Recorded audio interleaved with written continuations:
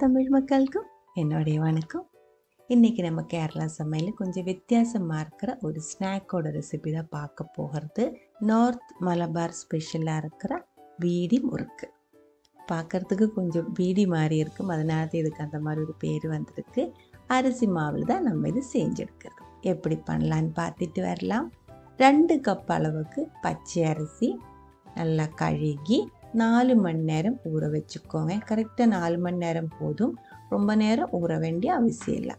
அதுக்கப்புறம் தண்ணி வடிகட்டி எடுத்து மிக்ஸி ஜாருக்குள்ளே போட்டு காரத்துக்கு தகுந்த மாதிரி 4 to 5 மிளகாய், 4 to 5 பூண்டு, 1.5 இன்ச்சு சைஸுக்கு இஞ்சி சின்ன பீஸாக கொஞ்சம் கட் பண்ணி சேர்த்துக்கோங்க. கூடவே ஒரு முட்டை கூடி நான் இதில் சேர்க்கிறேன். முட்டை வந்து கம்பல்சரியாக இல்லை, முட்டை பிடிக்காதவங்களுக்கு சாப்பிடாதவங்களுக்கு முட்டை சேர்க்கணுன்ட்டு இல்லை. முட்டை சேர்த்தா கொஞ்சம் சாஃப்ட்னஸ் இருக்கும், அவ்வளோதான்.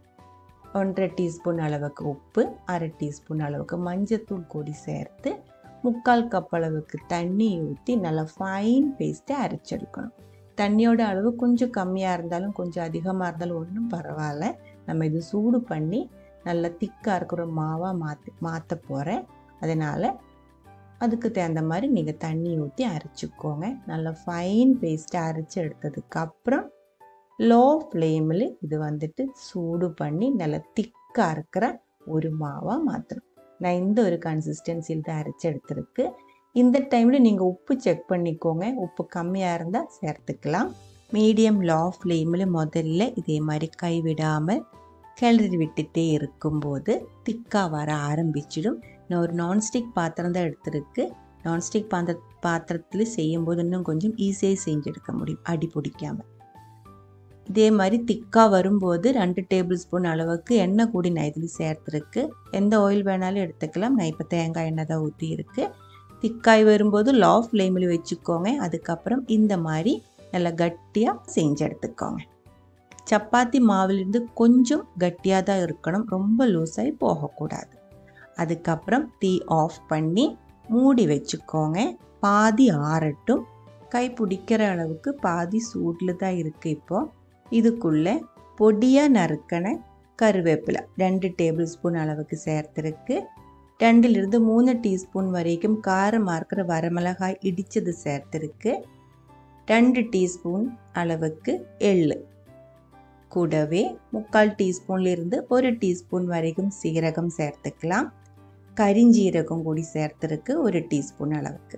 கரிஞ்சீரகம் இல்லாயிருந்தால் 1/2 டீஸ்பூன் அளவுக்கு ஓமம் சேர்த்துக்கலாம். அஜ்வைன் இருக்கு இல்லைங்களா, மலையாளத்தில் வந்து அயமோதகம் அப்படின்னு சொல்லுவோம். அது எங்கிட்ட இல்லை, இருந்தால் அதுவும் சேர்த்துக்கலாம். நல்லா கையில் பிசைஞ்சிக்கோங்க. எல்லாமே நல்லா பிசைஞ்சு கொஞ்சம் கட்டியாக இருக்கிற மாவாக இதே மாதிரி ரெடி பண்ணி எடுத்து வச்சுருக்கு. சப்பாத்தி மாவுலேருந்து கொஞ்சம் கட்டியாக தான் வேணும், ரொம்ப லூஸாக இருக்கக்கூடாது. அதுக்கப்புறம் சின்ன நெல்லிக்காய் சைஸுக்கு இதே மாதிரி உருண்டையாக மாற்றிக்கோங்க. இது இப்போ நம்ம லைட்டாக விரிச்செடுக்க போகிறேன். இதுக்குள்ளே கொஞ்சம் ஆயில் கூடி சேர்த்து நல்ல ஒரு டைம் கலந்து விட்டுக்கோங்க. அப்போ வந்து நம்ம விரிக்கிறதுக்கு ஈஸியாக இருக்கும். 1 டேபிள் ஸ்பூன் அளவுக்கு எண்ணெய் கூடி நான் இதுக்குள்ளே ஊற்றி இருக்குது. இதே மாதிரி மிக்ஸ் பண்ணி எடுத்து வச்சுட்டேன். அதுக்கப்புறம் நம்ம இது விரிச்செடுக்கணும். முன்னாடி ஒரு வீடியோவில் காமிச்சிருந்தேன், அதே மாதிரி தான் செய்யறது. 2 சின்ன சைஸ் பிளாஸ்டிக் ஷீட் இதே மாதிரி கட் பண்ணி எடுத்துருக்கு. ரெண்டுலையுமே வந்துட்டு கொஞ்சமாக எண்ணெய் தடவி விட்டுருக்கு. உங்கள்கிட்ட பூரி ப்ரெஸ்ஸிங் பேன் இருக்குது இல்லைங்களா, சப்பாத்தி ப்ரெஸ்ஸர், அதெல்லாம் இருந்தால் அதிலும் செஞ்சுக்கலாம். நான் வந்துட்டு சின்ன ஒரு உருண்டை அதுக்கு மேலே வச்சு இதே மாதிரி ஃப்ளாட்டாக இருக்கிற ஒரு பிளேட் அதுக்கு மேலே வச்சு அமர்த்தி தான் விரிச்செடுக்கிறது. எனக்கு சப்பாத்தி ப்ரெஸ்ஸிங் பேனில் இருந்து இதுதான் இன்னும் கொஞ்சம் ஈஸியாக தோணி இருக்கு. பாருங்கள், இந்த அளவுக்கு செஞ்சு எடுத்ததுக்கப்புறம் கையிலே இது வந்து இதே மாதிரி சுருட்டி எடுத்துக்கலாம். விரல் வச்சு மெதுவாக அமர்த்தி பீடி மாதிரி சுருட்டி எடுத்துக்கோங்க. அந்த ஓரம் வந்து லைட்டாக ஒட்டணும், இல்லாத எண்ணெய்க்குள்ளே போகும்போது அது வந்து அங்கேருந்து விட்டு வந்துடும். இன்னொரு டைம் காமிச்சிக்கலாம். பிளாஸ்டிக் ஷீட்டில் கொஞ்சமாக எண்ணெய் தடவி விட்டதுக்கப்புறம் ஒரு சின்ன போல் அதுக்கு மேலே வச்சு இன்னொரு ஷீட் அதுக்கு மேலே அமர்த்தி ஃப்ளாட்டாக இருக்கிற ஒரு பாத்திரம் வச்சு அமர்த்தினதுக்கப்புறம் இதே மாதிரி சுருட்டி எடுத்துருக்கு. புரிஞ்சிருச்சுன்னு நினைக்கிறேன். இதுக்குள்ளே நம்ம மாவு பிசையும் போது சேர்த்துருக்கிற இன்க்ரீடியன்ட்ஸ் இவ்வளோதான் வேணும்ன்ட்டு ஒன்றும் இல்லை. உங்களுக்கு எவ்வளோ பிடிக்குமோ, என்னென்ன பிடிக்குமோ அதெல்லாம் சேர்த்து நீங்கள் இதே மாதிரி மாவு பிசைஞ்சு எடுத்துக்கலாம். எல்லாமே ரெடி ஆனதுக்கப்புறம் நல்ல சூடாக இருக்கிற எண்ணெயில் நம்ம இது வறுத்தெடுக்கணும். ரொம்ப அதிகமாக போடாமல் எண்ணெய்க்கு தகுந்த மாதிரி கொஞ்சம் கொஞ்சமாக போட்டு வறுத்தெடுத்துக்கோங்க. முட்டை வந்து மாவு பிசையும் போது நம்ம ஒன்று தான் சேர்த்துருக்கு, ஒன்று போதும். ரொம்ப அதிகமாக சேர்த்துருச்சு அப்படின்னா எண்ணெய்க்குள்ளே போடும்போது ரொம்ப அதிகமாக வெடிச்சிடும். முட்டை உங்களுக்கு பிடிக்கல அப்படின்னா சேர்க்கவே வேண்டியதில்லை. மாவை பிசையும் போது நல்லா சாஃப்டாக வரணும் அப்படின்னா ஒரு டேபிள் ஸ்பூன் அளவுக்கு நெய்யை கூடி சேர்த்து மாவு நல்லா பிசைஞ்சிக்கோங்க, அதுவே போதும். பாருங்கள், எண்ணெய்க்குள்ளே போட்டு நல்லா வறுத்து இதோட எண்ணெயோட அந்த நுரை எல்லாம் அமங்கினதுக்கு அப்புறம் எடுத்துக்கோங்க. சுருட்டி எடுத்ததுனால உள்ள வேகிறதுக்கு டைம் ஆகும்.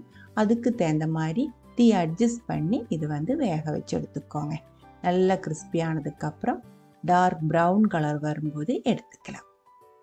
இந்த வித்தியாசமாக இருக்கிற வீடி முறுக்கோட ரெசிபி உங்களுக்கு பிடிச்சிருக்கு அப்படின்னு நினைக்கிறேன்.